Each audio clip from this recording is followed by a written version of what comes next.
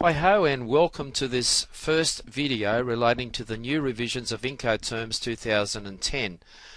Recently, the International Chamber of Commerce, the ICC, announced that Incoterms 2010 is scheduled to be launched in September this year.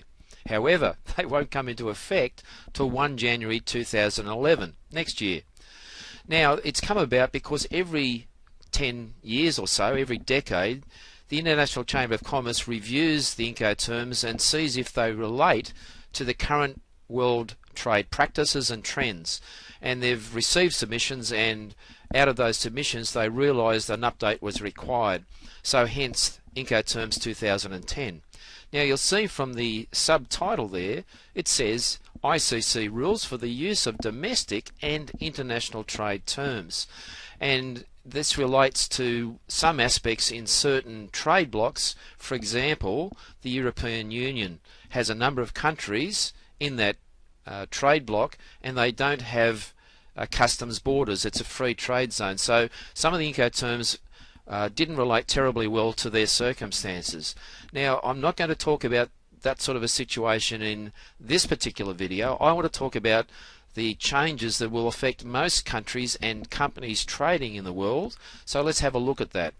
The revisions actually delete 4 terms: delivered at frontier, delivered ex-ship, delivered ex-key, and delivered duty unpaid. So they'll be deleted from Incoterms 2010. However, they'll be replaced by 2 terms: delivered at place and delivered at terminal. The other thing about Incoterms 2010, it reduces the categories from 4 in Incoterms 2000 to 2 in Incoterms 2010. And the first category is rules for any mode of transport. So we're talking about sea, air, road or rail transport, or if you like, ships and planes, trucks and trains. Now there's 7 terms, Incoterms here. And you can see amongst those 7 terms there's 2, the new terms, delivered at place and delivered at terminal.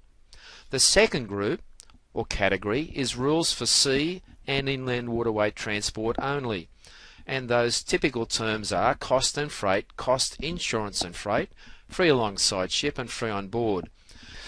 Now, why the revisions? Well, every 10 years or so the International Chamber of Commerce does reflect on the current terms and sees if there's a need to change, and they ask for submissions, and there have been submissions, and there's 4 main areas that it was thought necessary to revise the Incoterms, and that is in the realm of global developments.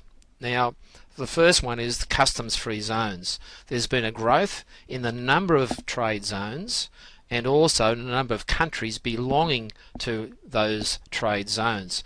Now a good case in point is the European Union, the EU. That has been going for quite some time, but there have been a number of countries have joined the European Union in the last 10 years, and there are currently other countries in the process of applying for that membership. Now the Incoterms we have don't necessarily work terribly well in those trade zones where there's no customs borders between countries. So it was felt necessary to change the rules to adapt to those circumstances. The second area is in the area of electronic communication. In Incoterms 2000 there'd been quite a number of developments in electronic communications, and what was significant at that stage was a concept called EDI, electronic data interchange. It was a high level, quite expensive form of transferring documents in an electronic format. And in those times it was basically large companies that would be able to afford the equipment and the expertise to utilise that sort of format. The progression in the last 10 years has taken us to a point now where electronic communication with laptops and mobile phones and other mobile devices has become commonplace and easily affordable to even a one-man band.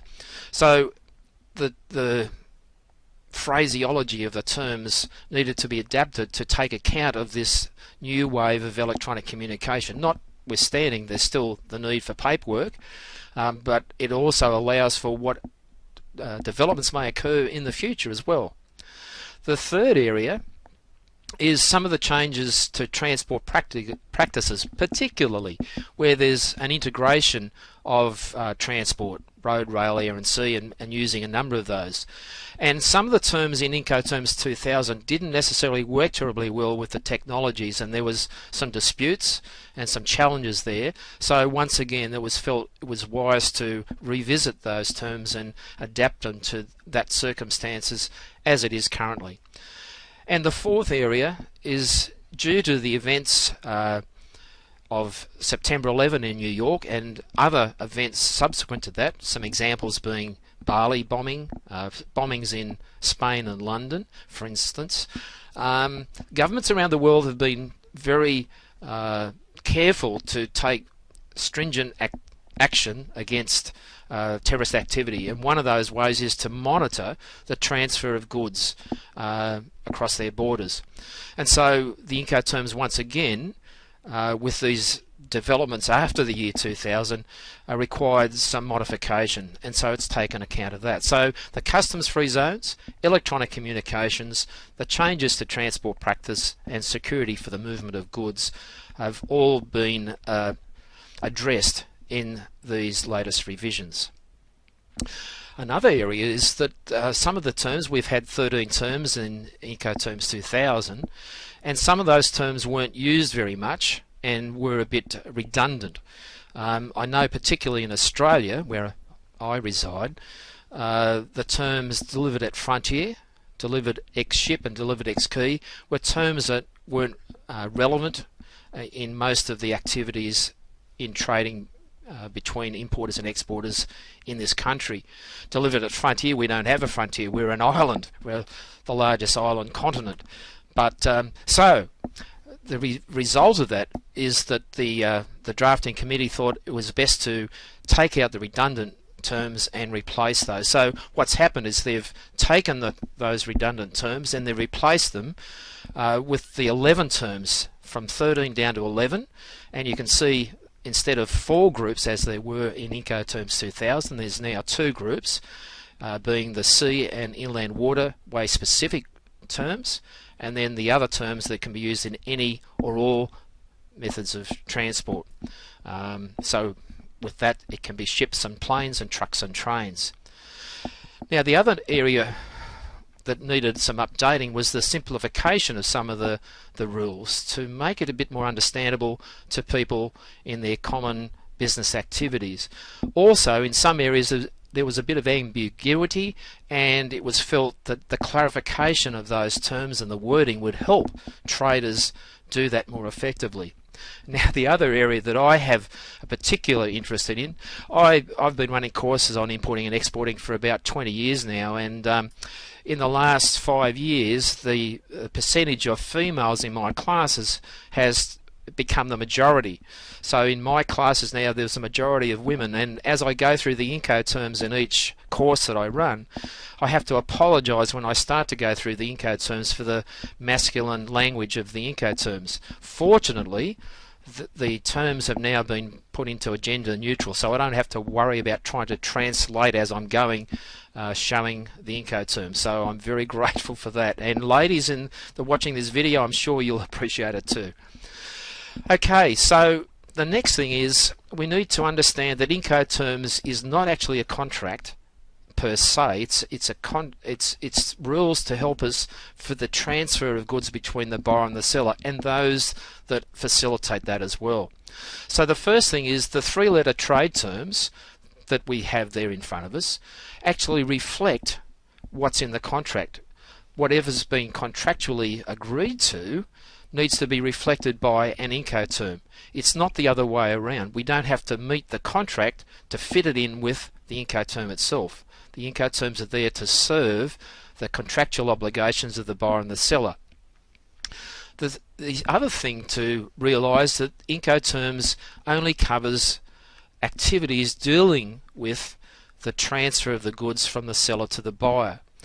And so there's 3 main areas that are involved. Firstly, the tasks involved, and there's going to be tasks that is the responsibility of either the seller or the buyer or those that they nominate to undertake those on their behalf. Now the task could be preparing the product or the cargo. It could be packing, it could be stowing, it could be loading or unloading.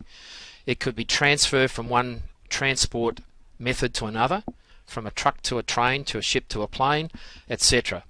It could also be lodging paperwork with shipping lines, airlines, truck companies, freight forwarders. It could be lodging paperwork with the customs authority of the exporting country or the importing country, and other government agencies that may have an interest in the processing of that cargo. So the associated tasks in paperwork, in the physical nature of transferring those goods, are things that have to be performed and undertaken by either the seller or the buyer, or those that they have represent them. The second thing is, for those tasks there's a cost, and those costs have to be indicated who is going to be responsible for them in the particular Incoterm that is chosen between the seller and the buyer. So the costs are also indicated by the Incoterm, what the seller has to do as far as those costs and what the buyer has to do relating to those costs. The next thing is the risk area. There's a risk in transporting goods, in transferring goods from the seller to the buyer. Goods can get damaged, they can get lost, they can get destroyed. And so the risk is indicated in the Incoterm, where the seller, their risk is up to a certain point, and from that point it becomes the buyer's risk. So those three areas of tasks, costs and risks are indicated within the Incoterm that is chosen by the seller or the buyer.